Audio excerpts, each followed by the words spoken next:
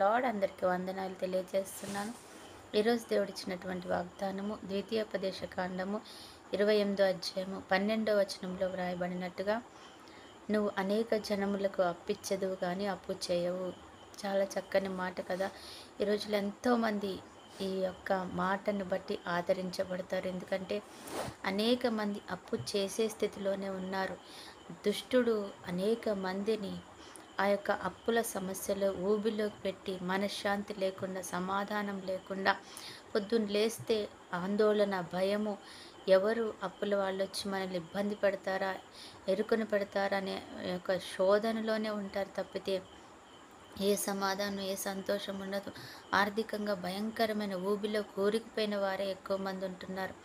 అందుకనే దేవుడు మరి ఎన్నో సంవత్సరాల క్రితమే దేవుడు నాకు ఈ వాగ్దానం రాసి పెట్టాడేమనంటే, నువ్వు అనేక జనములకు అప్పిస్తావు కానీ అప్పు చెయ్యవు, జ్ఞాపకం చేసుకో అంటున్నాడు. దేవుడిచ్చిన ఈ వాగ్దానాన్ని నువ్వు గట్టిగా పట్టుకొని దేవుణ్ణి అడిగి, ప్రభువా నువ్వు నా కొరకు ఈ వాగ్దానం రాసి పెట్టావు నాయనా, ఇది మరి నా జీవితంలో నెరవేర్చునైనా, నెరవేర్చబడకుండా ఉంటున్న ప్రతి వ్యతిరేకతను కాల్చివేయి ప్రభువా నువ్వు అడిగినప్పుడు దేవుడు మన విషయంలో ఆయన కలుగ చేసుకొని అనేక జనములకు అప్పిచ్చే బిడ్డగా నిన్ను నన్ను ఉంచుతాడనమాట.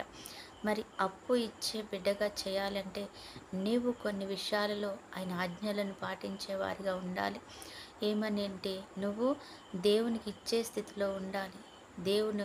దేవుని ప్రథమ ఫలం దేవునిది, దశమ భాగం దేవునిది. ఆయనకి ఇచ్చే స్థితిలో నువ్వు ఉన్నప్పుడు ఆయన రాసులుగా నీ వైపు వెనుక కుంచుతాడు. నిజమే కదా.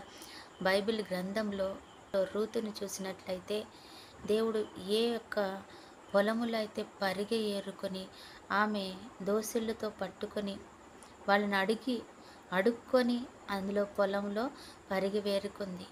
అయితే అదే పొలమునకు ఆమె యజమానురాలై అనేక మందికి ఆమె ఆ పరిగె ఏరుకోవడానికి అవకాశం ఇచ్చిన స్థితిలోకి వెళ్ళింది. ఆమె చేతులతో ఆమె ఆ పరిగెనిచ్చింది అనమాట. ఆమె ఆ యొక్క పొలం యజమానిని అడిగి అందులో పరిగె వేరుకుంది. ఒకనాడు అడుక్కునే స్థితిలోకి వచ్చింది. అక్కడ రెండవ మారు దేవుని కటాక్షం ఆమె మీద కురిపించిన తర్వాత అదే పొలములో ఆమె యజమానురాలేండి అనేక మందికి ఇచ్చే రీతిగా దేవుడు చేశాడు. ఈరోజు నిన్ను నన్ను కూడా అడుగుతున్నాడు, నేను రూతుకు చేసిన దేవుడని నీకు చెయ్యనా? నిజంగా ఆ రూతు నమ్మకంగాను విశ్వాసముతో పాదాలు పట్టుకొని ఏ రీతిగా పొందుకుందో మనల్ని కూడా దేవుడు అంటున్నాడు, నేను కూడా నీకు ఆ విధంగా చేసే దేవుడని.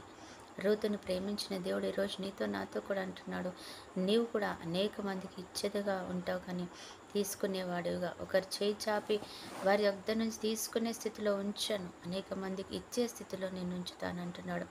నిజమే ప్రభా. రూతు ఏ రీతిగా అయితే ఆ విషయంలో ఆయనతో నమ్మకంగా ఉందో, ఈరోజు మనం కూడా దేవాది దేవుని విషయంలో మన నమ్మకంగా ఉండి దేవుని పాదాలు పట్టుకొని ఆ కృపను పొందుకుందాం. ఆమేన్. ప్రార్థన. పరిశుద్ధుడు అయిన దేవా, ప్రేమ కలిగిన తండ్రి, నువ్వు చెప్పి ఉన్నావు ప్రభా, నన్ను తలగా ఉంచుతాం, తోకగా ఉంచనని వాగ్దానం చేసావు. అలాగే ప్రభా, ఈరోజు అప్పిచ్చదువు కానీ అప్పు చెయ్యవు అంటున్నావు తండ్రి. ఎంతమంది అయితే అప్పుల సమస్యలతో కూరుకుపోయిన వారు ఈరోజు అడుగుతున్నారో ప్రభా, ఈరోజు అయా తండ్రి ఆ రీతిగా బ్రతిమలాడుతున్నారు దేవా, మమ్మల్ని అప్పిచ్చే రీతిగా తీసుకునే రీతిగా ఉంచకు అంటున్నారేమో. ప్రతి విషయంలో వారితో ఉన్న దేవుడవు తండ్రి, నువ్వు చూస్తున్న వింటున్న వారి ప్రార్థనను బట్టి గొప్పగా ఈ యొక్క భయంకరమైన శాప పాపం నుంచి విడిపించి మమ్మల్ని అయా తన్ని బిడ్డలుగా మార్చుకొని మన గొప్ప స్థితిలోకి మమ్మల్ని తీసుకొని వెళ్ళమని బ్రతిమలాడుతున్నాం తండ్రి. నిజంగానే నీ నామంలో వారికి ఇచ్చే స్థితిలో మేము ఉండాలి ప్రభా, అటు కృపను దయచేయండి. ఈరోజు ఎంతమంది అయితే తండ్రి ఆర్థికంగా ఆయా అనారోగ్యంగా తండ్రి ప్రవేశం కుటుంబ సమస్యలతో అయా తండ్రి పరిస్థితులను బట్టి కృంగిపోతున్నారు, వారందరూ జ్ఞాపకం చేసుకొని దీవించండి. దీర్ఘాయుషులు, కృపా, కాపుదల, క్షేమం, సమాధానం దయచేయండి తండ్రి. సంతోషంతో నింపండి, ఐశ్వర్యం దయచేయండి. అలాగే ఈరోజు బర్త్డే, మ్యారేజ్ డే జరుపుకున్న బిడ్డలు కూడా జ్ఞాపకం చేసుకొని దీవించి వీరందరినీ ఇటు కృపలోకి నడిపించుకోమని యేసు నామములో ప్రార్థిస్తున్నాం తండ్రి. ఆమేన్.